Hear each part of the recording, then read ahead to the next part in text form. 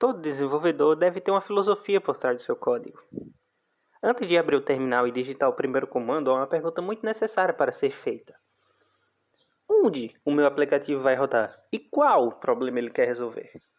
Se você entrar na documentação do React hoje, verá que o ecossistema mudou, ele evoluiu. Já estamos vivenciando a chegada do React 19 e a forma de iniciar um projeto não é mais a mesma de 3 anos atrás. E uma boa pergunta é por quê? Por trás dos panos, o navegador do usuário não entende nativamente um componente React, a sintaxe do JSX ou um TypeScript moderno. E é aqui que entram dois conceitos fundamentais: transpilação e empacotamento. A transpilação é o processo de pegar o código que você escreve e convertê-lo para uma outra linguagem de mesmo nível, como por exemplo, TypeScript para JavaScript. A saída desse processo não é um arquivo binário incompreensível. É um código estruturado, legível por humanos e que funciona igual ao programado, garantindo então a compatibilidade. No ecossistema web atual, um tipo muito comum de transpilação é a transpilação entre versões de uma linguagem. Um exemplo prático disso é pegar o JavaScript moderno de hoje, o ES17, que é o ECMAScript 2026, para um JavaScript mais antigo, como o ES5, lançado em 2009.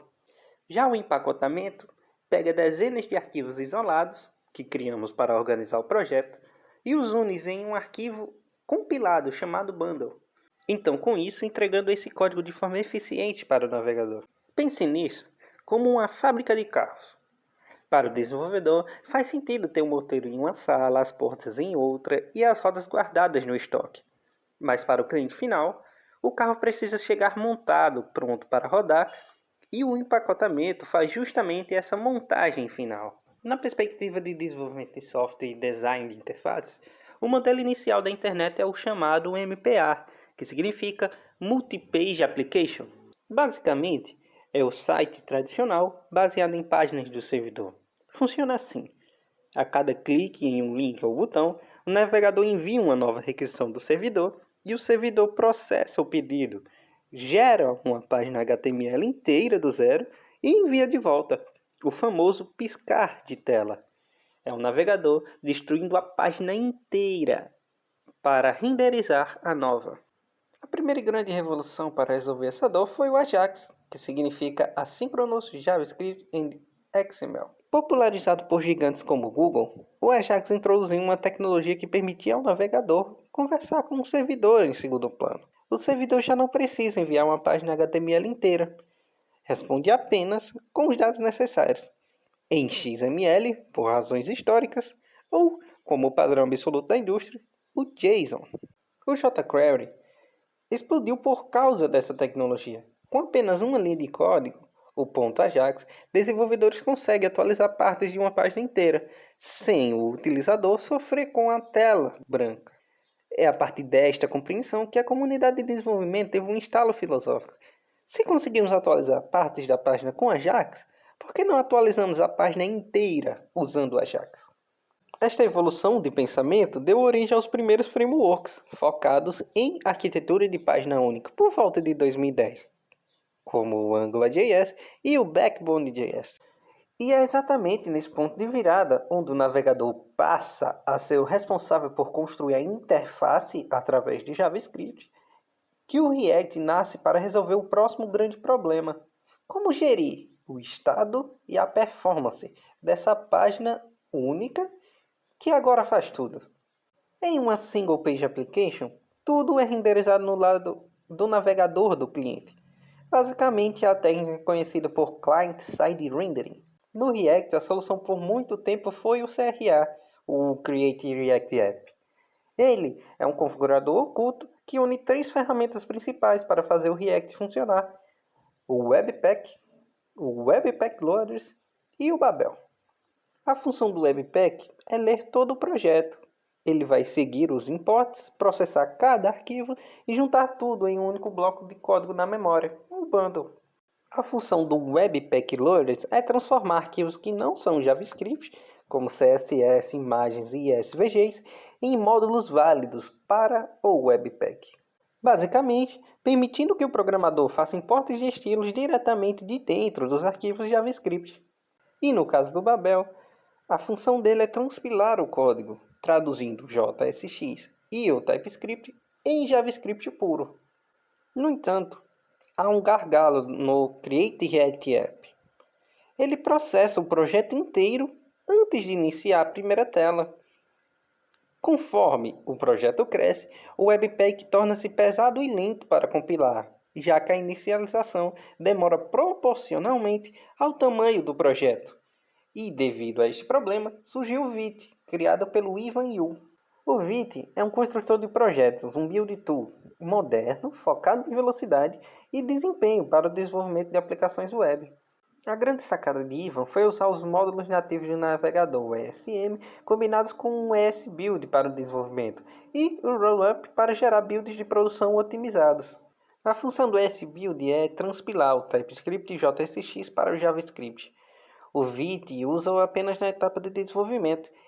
Ele serve para converter as dependências da pasta Node e módulos em módulos modernos o mais rápido possível para o navegador então conseguir ler.